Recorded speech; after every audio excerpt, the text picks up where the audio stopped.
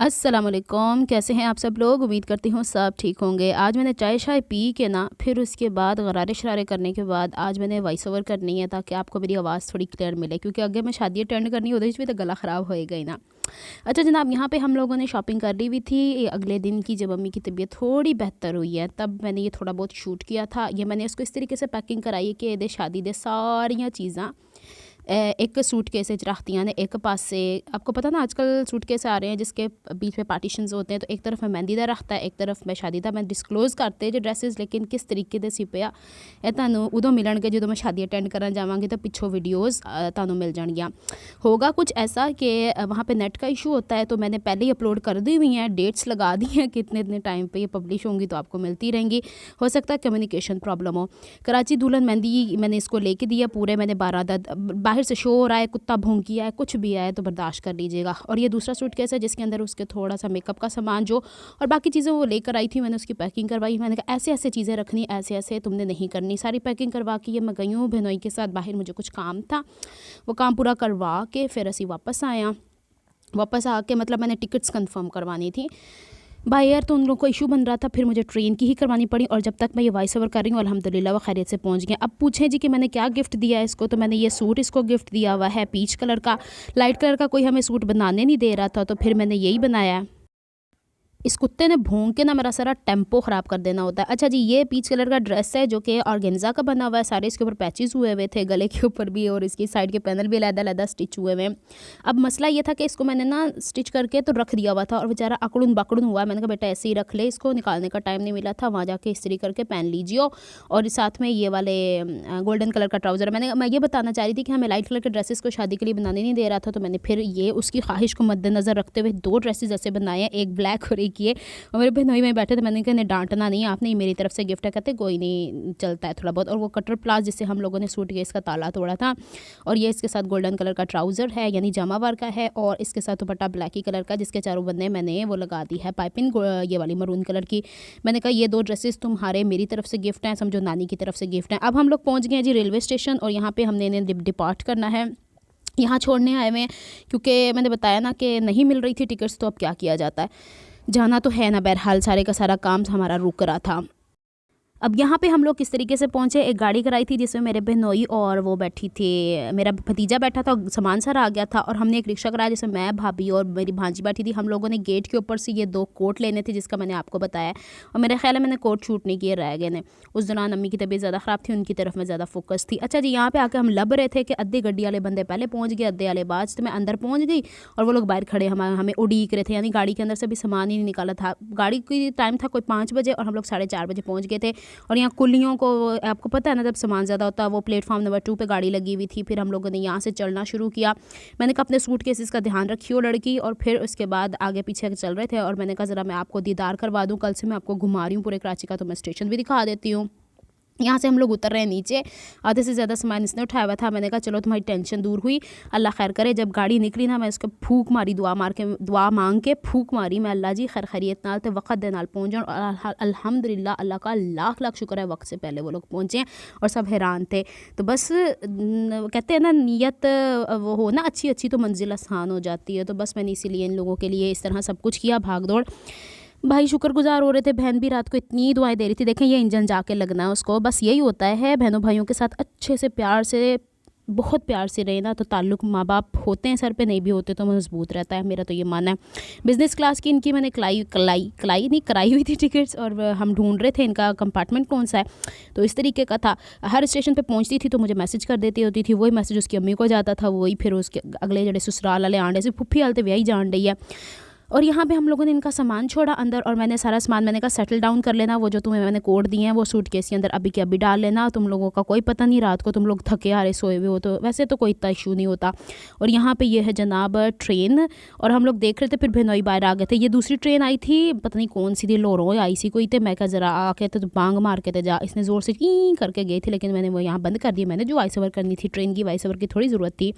अभी मैं आपको दिखाती हूँ जो सामान आप लोग बिल्टी कराते हैं ना ट्रेन के ज़रिए, ओदा की हाल होंदा वेख्यो हाँ ज़रा। जब लड़की एक जगह से दूसरी जगह शादी करके जाती है तो पेटियाँ कल दो, ए वेखो एक चुक के थले मार दे, ए शाबाश।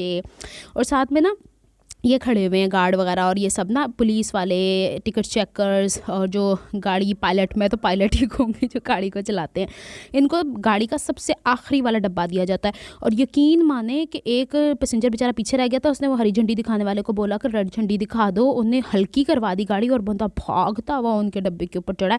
पीछे एक और बंदा था, उसके पास एक और बैग था, उसने यूँ टश करके फेंका। मैंने कहा ये बंदा वक्त पे घर से निकल जाए, आधा घंटा पहले पहुंच जाओ तो क्या है, अल्लाह ना करे, ये हल्की भी चल रही होती ना ट्रेन, इसके ऊपर से अल्लाह ना करे कोई एक्सीडेंट होता है तो इंसान की जान चली जाती है। चल पड़ी है गाड़ी, अल्लाह ताला ने बहुत सारी दुआएं मैंने देख के उनको भेजा, अल्लाह ताला ने खैर खैरियत से वहाँ पहुँचा दिया है। मुझे बहुत खुशी हुई है इस चीज़ की कि सारे काम निपटे बहुत अच्छे। अब बारी आएगी अगले व्लॉग्स में आप लोगों को उन चीज़ों की दिखाने की जो मैं अब तैयारी कर रही हूँ। मैंने अगले हफ्ते अल्लाह खैर करे तो जाना है वहाँ पे, तो अब मैं अपने ड्रेसेस को देखूँ। सब मुझे कह रहे थे है ना, है दर्जियों वाली हरकतें हैं तेरे अपने ड्रेसेस रह जाएं और फिर लड़की शादी पे भी जाना है।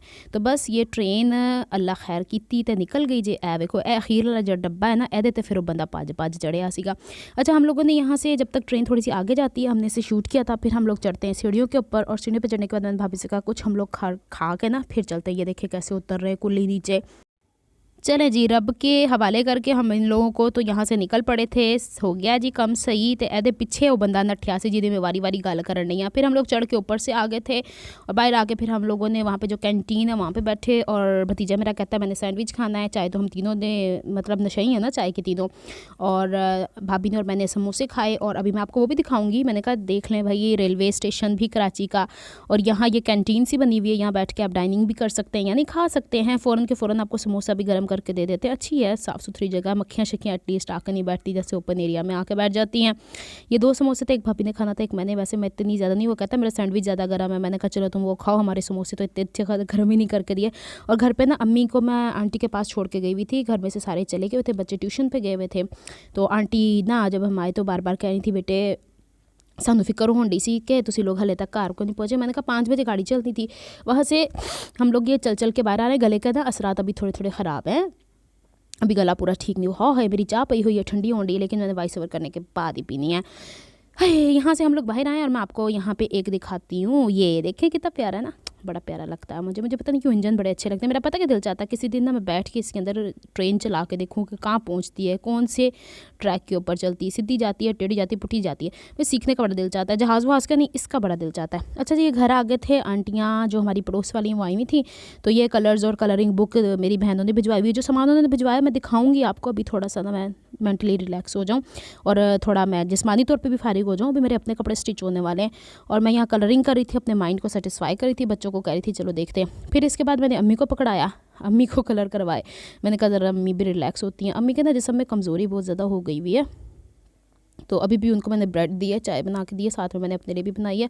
तो मैंने कहा ज़रा मेरा भी नशा टुटिया हुआ है तो तुसी भी पी लो, थोड़ी देर बाद फिर हम लोग कुछ और खा लेंगे।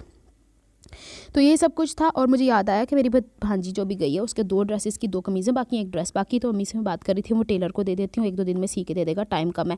अम्मी कहती खुद ही सी ला, जिस तरह कर ला वैस तरह कर ला, तो खुद ही कर। टेलर ने फिर ख़राब सी के देते तो फिर ब्लड प्रेशर तेरा हाई हो जाना है, तो चीज़ां फिर उत्थे दियां उत्थे ही रह जानियां। मैंने कहा कोई नहीं, मैं देखती हूँ क्या करती हूँ। अभी मैंने आज अपनी फ़्रॉक जो मैक्सी है उसको स्टिच करना शुरू किया हुआ है। अगले व्लॉग्स में आपको उसकी झलकियाँ नज़र आएंगी कि मैं क्या करती फिर रही हूँ उसके ऊपर। और फिर दोबारा आएंगे सोइंग टिप्स की तरफ। अभी थोड़ा सा बर्दाश्त कर ले मुझे, इसी तरीके से कुछ टाइम लगना है। फिर इंशाल्लाह जैसे ही शादी कंप्लीट होती है, तो जब तक ज़िंदगी है, जब तक तो व्लॉगिंग चलती रहेगी ना, सिलाई सिखाई तो चलती रहती है। और this is also the part of life, you know, कि अगर आप लोगों ने मुझे मेरे व्लॉग का चैनल, आपने मुझे मेरे गले ख़राब में भी देखना है, आप लोगों ने मुझे मेरे खुशी में भी देखना है, मेरी गमों में भी देखना है, मेरी बहुत ज़्यादा खुशियों में भी देखना है, तो मैंने हर चीज़ तो यहाँ पर शेयर कर देनी है ना आके। तो फिर आप लोग व्यूवर्स अच्छे वाले प्यारे वाले बहुत सारी दुआएँ देते हैं मुझे, तो फिर आप लोग को हर हालत में मैंने अपने साथ लेके चलना है। तो इसी हिसाब से फिर चलता रहेगा इंशाल्लाह। यहाँ तक मैंने कलरिंग की, फिर मैंने कहा ज़रा अम्मी को भी मैं कलर पेंसिल पकड़ाती हूँ, अम्मी को भी सिखाती हूँ। ये देखें अम्मी ने पेंसिल पकड़ लिया, और अम्मी के ना नाखूनों के ऊपर वो मेरी भाभी ने जो भेजे हैं ना सामान, छोटी मम्मा बड़ी मम्मा वाले मेरी छोटी भतीजी, मेरी छोटी मंजली वाली भाभी की बेटी जो है वो मेरी भतीजी, उन्हें छोटी मम्मा, मेरे बड़े भाई को मम्मा पापा इस तरह करके बात करती है। तो उन्हें गिफ्ट बना के ना छोटे छोटे बॉक्सेस बना के भेजे हैं, तो उसके अंदर नेल पेंट्स थे। तो अम्मी के हाथों पे लगा लगा के बच्चियाँ ना इंजॉय करवा रही थी अम्मी को, जब तक हम घर पे नहीं थे। और जब हम घर पे आए तो वो फिर ट्यूशन पे चले गए। यहाँ पे मैं अम्मी को बता रही थी, अम्मी इस तरह गोल गोल गोल गोल गोल गोल गोल गोल घुमाएं। आखिर में फिर हम कंपटीशन करने बैठ गए थे, अब हमने कलर चेंज करवाना है।